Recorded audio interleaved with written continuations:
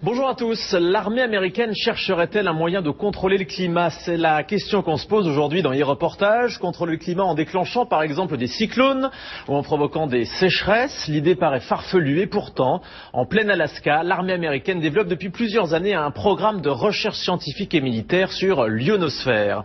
Alors fantasme ou réalité, voici l'enquête d'Audrey Avram sur un récit d'Adrien Pinon. Et si un jour nous pouvions contrôler le climat?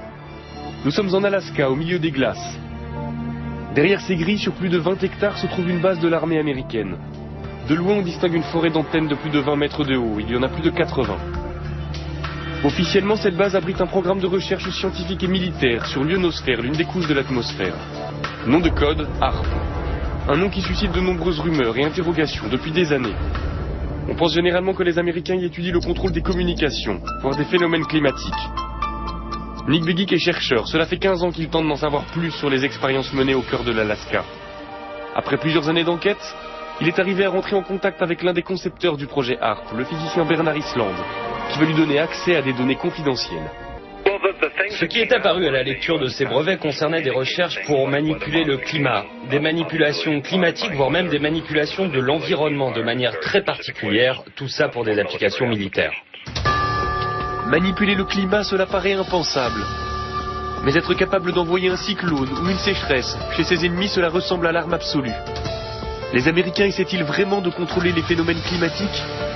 C'est ce que croit Luc Mampey, chercheur pour le groupe de recherche et d'information sur la paix et la sécurité. Je fais référence notamment à un rapport publié par l'US Air Force vers la fin des années 90 et qui s'appelait Air Force 2025, où très clairement l'US Air Force évoque là toutes les recherches qui devraient être faites à des fins militaires de manière à pouvoir avoir un certain impact sur les phénomènes météorologiques, de manière à pouvoir faciliter les opérations militaires amis et rendre plus compliquées les opérations militaires d'ennemis. Les Américains travailleraient sur la maîtrise du climat depuis les années 60. Il y a des premiers essais qui ont été faits au moment de la guerre du Vietnam, où là, effectivement, on a, par des procédés physico-chimiques, essayé de provoquer des intempéries, des averses extrêmement fortes. En 1967, en pleine guerre du Vietnam, les Américains se livrent à une expérience étonnante. Ils déversent une substance chimique au-dessus des nuages. Le but, faire en sorte que les pluies torrentielles de la mousson se propagent au Nord-Vietnam jusqu'aux bases de leurs adversaires. Le plus étonnant, c'est que cela a marché. Alors HAARP pourrait-il être la suite de ces premiers essais? Ce qui concerne les modifications environnementales et climatiques, c'est un enjeu militaire aux États-Unis depuis certainement 50 ans. Et cela implique des technologies, des procédés, des techniques très proches de ce qui est mis aujourd'hui en œuvre dans le cadre du programme HAARP.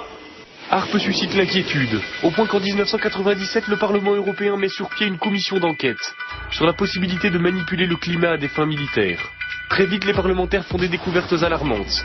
Ils apprennent par exemple qu'HAARP émet un rayon qui chauffe et qui perturbe l'ionosphère, une couche de l'atmosphère chargée de nous protéger des rayonnements solaires. Ernest Gelscher, député européen, a participé à cette commission. Ce genre de projet, de planter des antennes et d'envoyer un signal dans l'ionosphère, tout d'abord, c'est fait par les militaires.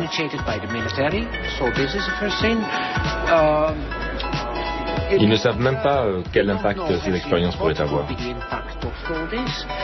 Je pense que derrière tout ça, il y a des objectifs militaires qui pourraient être un peu plus ambitieux, un peu plus vastes que ceux qu'ils veulent bien admettre en public. Très vite, les travaux de la commission se heurtent au refus américain de s'exprimer sur HAARP. À l'époque, le président de la commission est un parlementaire britannique, il s'appelle Tom Spencer. Convaincu du danger que le projet pourrait représenter, il essaie d'obtenir des précisions de la part des responsables américains, mais sans succès. Nous n'avons eu absolument aucun contact avec les Américains. Ils ne sont jamais venus. Pendant les auditions, Tom Spencer lui-même leur a dit qu'ils seraient les bienvenus au Parlement européen. Pour rencontrer les députés européens, ils n'ont jamais répondu. Je crois qu'ils ont délibérément décidé de faire la sourde oreille, d'ignorer le sujet et de ne pas en parler. Un incident va vite calmer les ardeurs de Tom Spencer. En 1999, le président de la commission fait la une des journaux à scandale.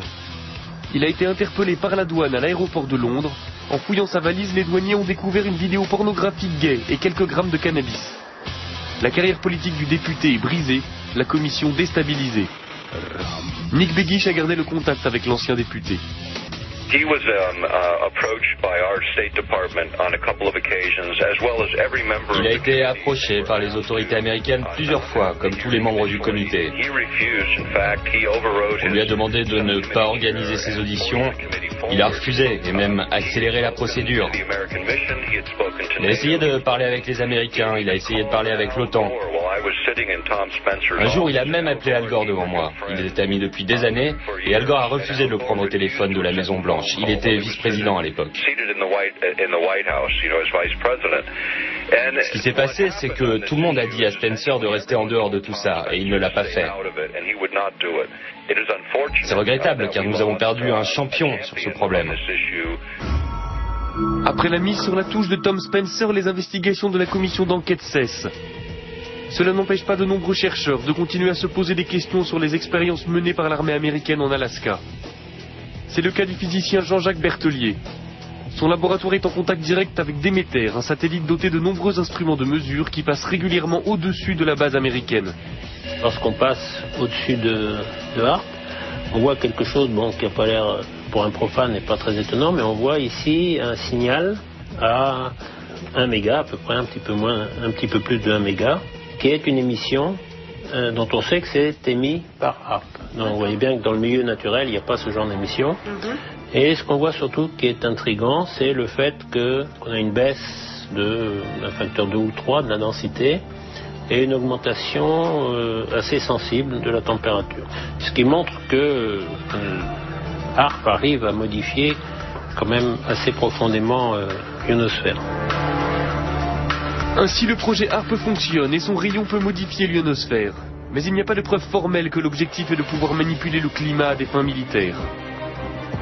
Pourtant, le docteur Begich est persuadé que l'armée américaine possède une arme d'une puissance sans précédent. On va continuer à parler de ce projet pour sensibiliser le public et pour convaincre les politiques de prendre les choses en main. Pour nos libertés, pour nos vies privées, personne ne peut l'ignorer. HARP, c'est l'une des pièces d'un puzzle très complexe. Le silence de l'armée américaine alimente les peurs et les fantasmes. Personne ne sait si les militaires essaient effectivement de contrôler les phénomènes météorologiques. Mais il est certain que les expériences qui sont menées dans les neiges de l'Alaska perturbent le ciel au-dessus de nos têtes. Des expériences dont nous ne connaîtrons les conséquences que dans quelques années. Voilà donc pour cet étrange programme de l'armée américaine qui peut